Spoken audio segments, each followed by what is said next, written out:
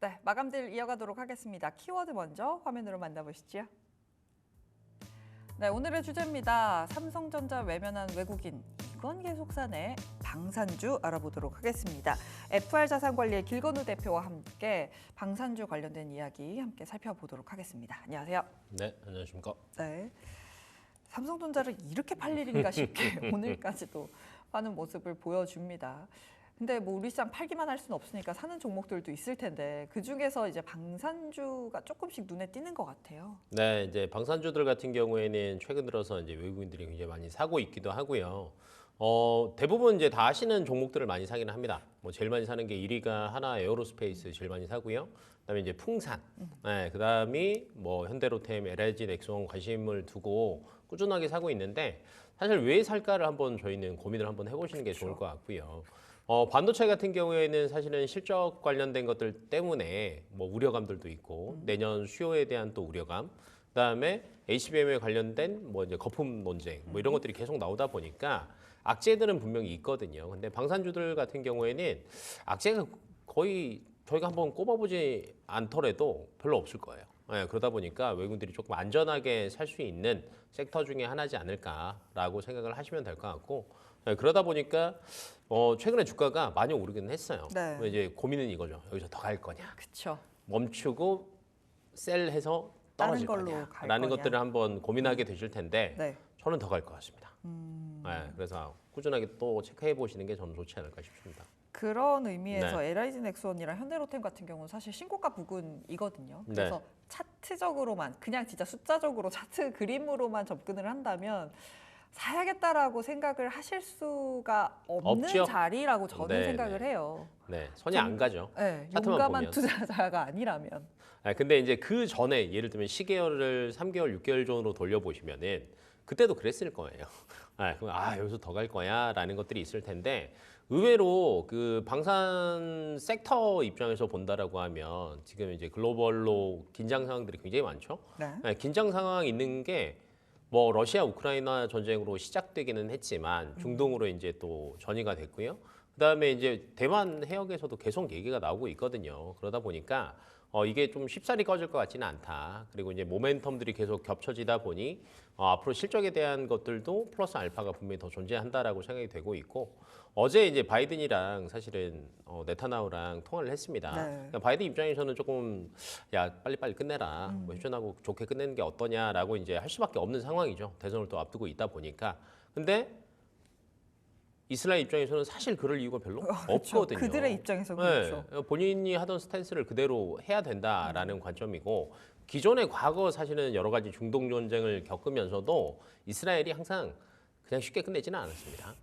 그러면은 이제 이 안에서도 사실은 군비 증강을 할 수밖에 없는 상황이다라고 생각을 하시면 될 것 같고 그다음에 러시아 우크라이나 전쟁이 지금 글로벌 IB들 중에서도 뭐 리포트들 체크해 보시거나 내년치 뭐 전망 이런 것들 한번 체크해 보시면은 그래도 휴전 얘기가 나오고는 있어요.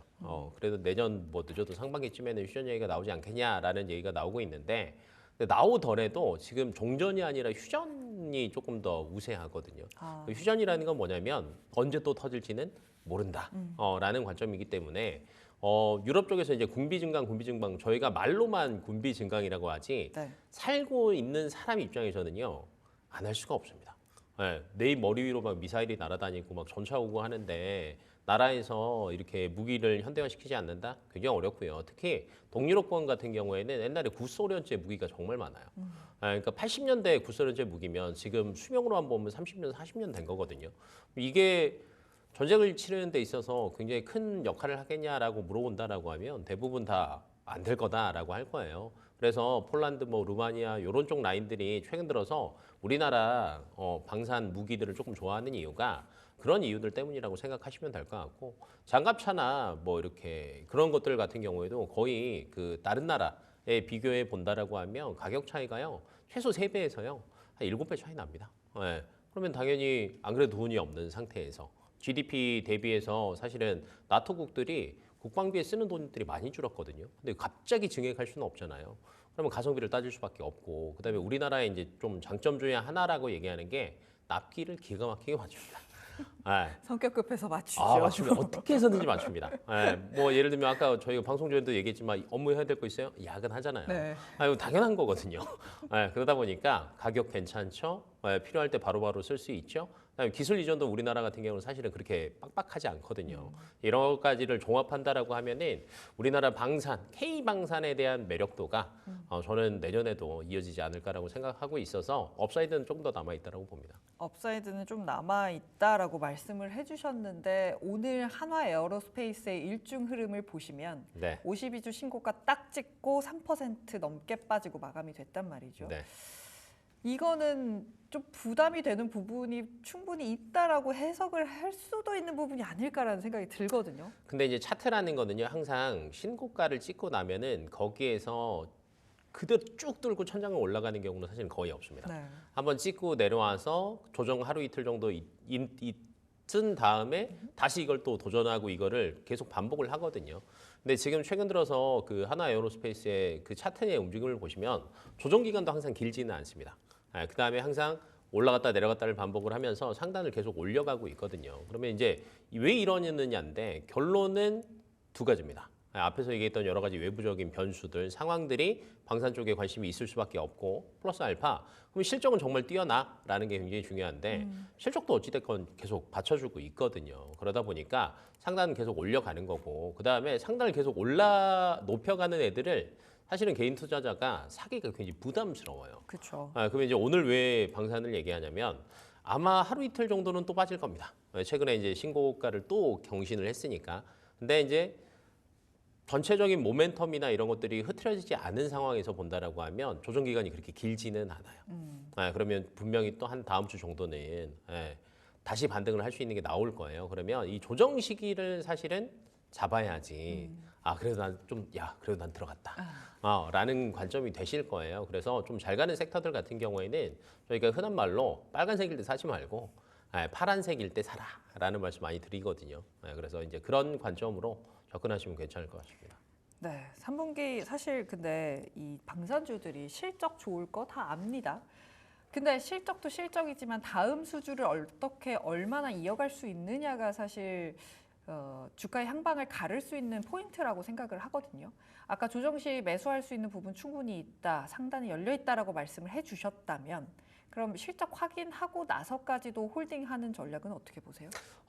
이게 이벤트를 한번 이렇게 생각해 보시면 될 것 같아요. 10월, 11월, 12월 이렇게 보시면 될 것 같은데 10월 달 같은 경우에는 7, 8, 9, 3분기가 끝나고 10월 중순까지는 실적에 대한 모멘텀이 가지고 갈 겁니다. 네. 그러면 이제 그게 실적이 나오고 나면 이 정도 주가면 충분해라고 끝날 때쯤 11월에 대선이 있습니다. 미국의 대선. 근데 이제 미국의 대선으로 인해서 그때는 관련주들이 더 많이 움직일 거예요. 누가 더 우세하냐 이런 얘기가 나오면서. 근데 방산 같은 경우는 사실은 둘 다 괜찮아요. 예를 들면 이런 얘기들도 많이 나옵니다. 뭐 미 대선 이후에 방산주 호재로 작용되는 이유가 뭐냐? 뭐 이런 얘기들을 물어본다라고 하면 두 후보 다 사실은 자국 우선주의를 생각하고 있거든요. 그러다 보니까 당연히 방산주들 입장에서 플러스 알파가 될 수밖에 없다라고 생각하시면 될 것 같고 그럼 11월 모멘텀도 괜찮아요. 그럼 12월 달쯤에는 내년 걸 고민하게 될 겁니다. 근데 이제 12월쯤 되면은 각 나라별로 내년도 국방 예산이 어느 정도 책정이 됩니다. 그럼 국방 예산이 책정되면은 이 룸에서 우리가 가지고 갈 수 있는 게 뭐가 있겠구나라고 생각이 되면서 기존에 여러 가지 이제 그 방산 수주 관련된 것들 프로젝트들에 대한 협약서들이 들어가 있을 거 아니에요. 그럼 여기가 이제 또 플러스 알파가 됩니다. 네. 근데 이제 제가 이렇게 말씀드린 거는 숫자도 확인하라는 거예요. 그때 예를 들면 뭐 국방비 증액한다 뭐 이런 얘기들도 전혀 없고 화해 무드로 점점점 넘어간다라고 하면 사실은 이제 그때는 당연히 빠지고 나와야 되고요. 네. 근데 지금의 상황으로 본다라고 하면 그렇게 되지는 않을 것 같아요. 그래서 10월, 11월, 12월 여전히 다른 각각의 모멘텀들을 가지고 있으니까 저는 올해까지는 상단은 계속 올려서 가지고 갈 수 있을 것 같아요. 네. 올해까지는 계속해서 이벤트들이 있고 이걸 확인해 나가면서 오히려 긍정적으로 풀릴 수 있는 부분들이 있기 때문에 계속해서 연말까지 볼 수 있다라고 말씀을 해주셨습니다. 그렇다면 우리가 앞서 이야기했던 종목이 뭐 하나에어로스페이스, LG 넥슨 이런 종목들이었는데 네. 중소형 방산주들의 향방은 어떻게 보세요? 네, 그건 좀 어렵다라고 봐요. 왜냐하면 이제 중소형 방산주라고 하면 사실은 그냥 그 북핵 뭐 있었다라고 할 때마다 많이 움직이는 옛날 얘기네요. 네, 뭐 북텍, 빅텍 뭐 이런 기업들 이제 생각들 많이 하실 텐데 사실 국내에 치중된 방산 기업들 같은 경우에는요 지금 방산 섹터에서 수혜를 볼 수가 없습니다. 네, 다 대부분 이제 대형사들이고요. 대형사들 같은 경우가 해외에서 어찌됐건 경쟁력을 가지고 가는 거거든요. 근데 이 경쟁력을 가지고 간 게 30년, 40년 동안 꾸준하게 어찌됐건 제품도 개발하고 그다음에 계속 성능 개선도 하다 보니까 이 위치에 온 거예요. 그러니까 갑작스럽게 야, 한국 무기 좋대더라 이렇게 된 게 아니라 정말 많은 시간이 걸렸다라는 거죠. 그래서 이제 그런 것들 위에다가 얹혀지는 거기 때문에 사실은 조금 어렵다라고 보시면 될 것 같고 그다음에 네. 최근 들어서 그 중동 쪽과 유럽 쪽에서 선호하는 무기 체계가 사실 조금 다릅니다. 근데 이거를 중소형주가 커버할 수 있다? 어려워요. 아. 왜 그러냐면 동유럽 쪽은 지금 제가 아까 구소련 무기들이 굉장히 많다라고 얘기를 많이 말씀을 드렸잖아요.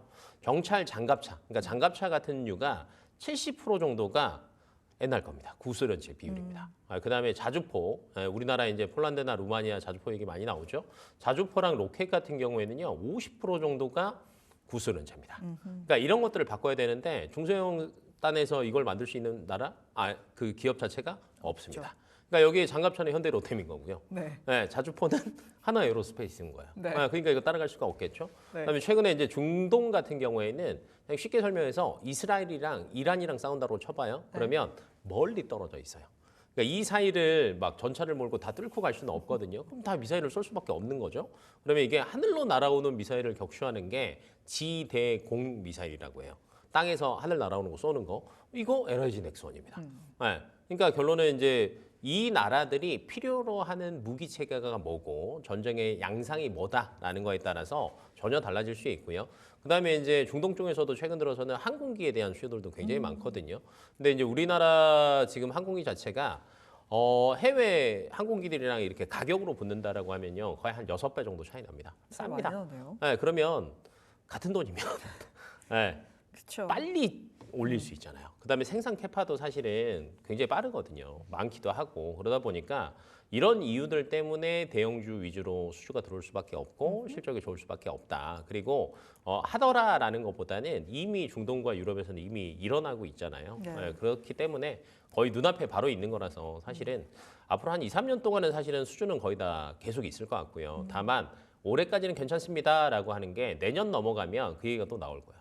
자꾸 휴전 얘기가 나오다 보면 필요한 얘기가 더 나옵니다. 수주 기존에 받은 거는 주가에 다 반영이 됐을 거고 그럼 그 이후 걸 보고 더 가냐 마냐인데 아마 내년쯤 되면 이제 이 얘기들이 계속 노이즈처럼 나올 거예요. 그래서 저는 이제 방산 섹터는 올 연말까지는 조금 들고 가셔도 될 것 같고요. 내년 1월 달이 되면 또 섹터가 굉장히 확대가 됩니다. 항상 네. 주식시장에서. 네. 이때는 좀 셀 포인트로 잡으신다라고 하면 저는 괜찮을 것 같습니다. 네, 대형주 위주로 볼 수밖에 없는 상황과 원인들을 쭉 정리를 해주셨습니다. 그렇다면 대형주 4가지 간단하게 돌아가면서 볼게요.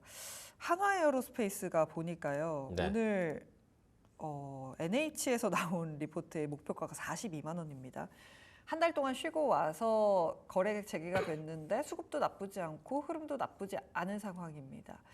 42만 사실 뭐 목표가야 뭐 말이 목표가이기 때문에 쉽진 않겠습니다만 그만큼 업사이드가 꽤 열려 있다라고 보는 건데 그렇다면 4개 종목 중에서 가장 괜찮다라고 생각하시는 종목은 뭘까요?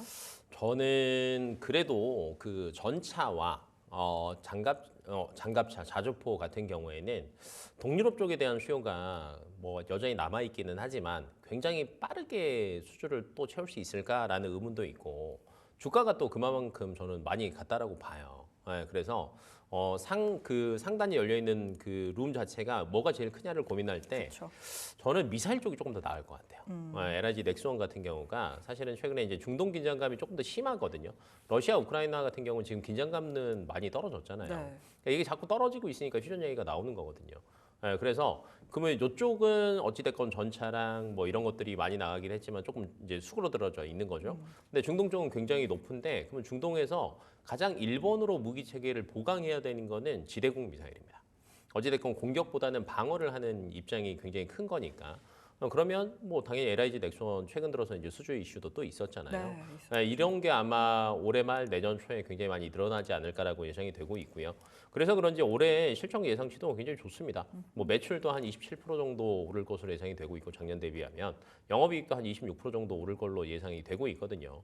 그리고 최근에 이제 이라크 천공2 수주 받았죠. 네. 이것까지 반영하면 수주 잔고만 23조입니다. 그러면 3, 4년치는 이제 문제는 없다. 근데 이건 주가에 반영이 됐어요. 그렇죠. 그러니까 플러스 알파가 분명히 더 있어야 되거든요. 근데 저는 중동 쪽에서 빠르면 연내 안에서도 충분히 추가 수주 얘기도 있을 걸로 예상이 되고 있고요. 그다음에 이제 중동에서 끝나는 게 아니라 사실은 내년도는 미국의 또 수주 기대감이 있습니다. 비구. 예. 그리고 이제 여기서 끝나는 게 아니라 저는 또 내년 가면 금리 인하 관련된 섹터들이 계속 얘기가 나올 거예요. 네. 이제 로봇은 또 안 들어갈 수가 없겠죠. 근데 이제 GRC 인수하면서 로봇 사업까지 또 하고 있거든요. 그래서 수주에 대한 기대감들이 가장 많이 또 남아 있는 게 LIG 넥슨이다라고 생각하고 있어서 LIG 넥슨 한번 잘 보시면 좋을 것 같습니다. 탑픽은 LIG 넥스원이다 하는데 증권사들 의견 보면 한화에어로스페이스도 탑픽으로 제시하는 곳들 많거든요. 많죠. 어떻게 보세요, 그 의견은? 저는 안전한 걸 생각하신다라고 하면 하나 에어로스페이스가 맞죠. 그다음에 이제 가격도 굉장히 높고요. 근데 분명히 부담스러운 자리이기는 할 거거든요. 왜냐하면 이제 무작정 계속 갈 수는 없으니까. 근데 LIG 넥슨 같은 경우에는 최근에 이제 중동 긴장감에 집중이 되다 보니까 저는 좀 빨리 움직일 수 있는 게 LIG 넥슨 같고요. 그다음에 현대 로템 같은 경우에도 네. 전차 가격이랑 미사일 가격이랑 비교해 보시면 미사일이 현저히 쌉니다. 그러니까 빠른 수주가 눈에 보이는 거죠. 네. 그래서 연말까지는 빠른 수주를 기대하신다라고 하면 LIG 넥슨 아니면 느리더라도 조금 안전한 건 난 좋아라고 하시면은 하나 에어로스페이스 보시면 될 것 같습니다. 두 종목은 그런데 네.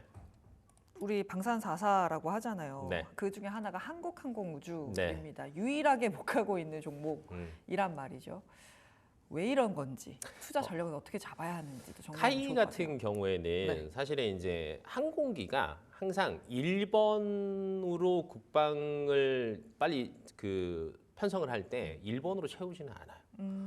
왜 그러냐면 결론은 그 항공기를 채우기에는 금액 자체가 굉장히 크거든요. 그러면 야, 우리 무기 체계 중에서 오래된 거 뭐 있어? 라는 걸 먼저 둘러볼 수밖에 없고요. 그다음에 우리 방어에 가장 취약한 게 뭐야? 라는 게 두 번째인 거예요. 항공은 공격형인 거예요. 근데 이제 최근 들어서는 다 방어형인 무기들이 더 필요한 거고요. 그다음에 공격형이 채워지는데 저는 이제 대만 쪽에 대한 이슈가 내년쯤에는 조금 불거질 것 같아요. 왜냐면 이제 그러겠죠, 11월에 한참. 대선 나오고 네. 내년 되면 이게 많이 불거질 거거든요. 뭐 그때는 여기는 해협들 사이는요 미사일이 안 됩니다. 그때는 항공기로 계속 올라갔다 내려갔다 하고 서로 싸우고 해야 되니까 내년은 카이가 그래도 방산 4사 중에서 그래도 저는 조금 많이 움직일 수 있지 않을까라고 보고 있어서 이 전쟁에 대한 양상 그다음에 지역별로 어떤 무기 체계가 필요하냐라는 것 정도 알고 계시면은 그런 흐름들을 조금 잡으시기가 편하실 것 같습니다. 네, 아무래도 방산 4사로 꼽히는 종목들이 좀 처지는 이유, 또 잘 가는 이유 다 이유가 있습니다. 무기 체계가 어떤지부터 잘 확인해 보시면서 투자 포인트 정리해 보시는 게 중요할 것 같습니다. 지금까지 FL 자산관리의 길건우 대표와 함께했습니다. 고맙습니다.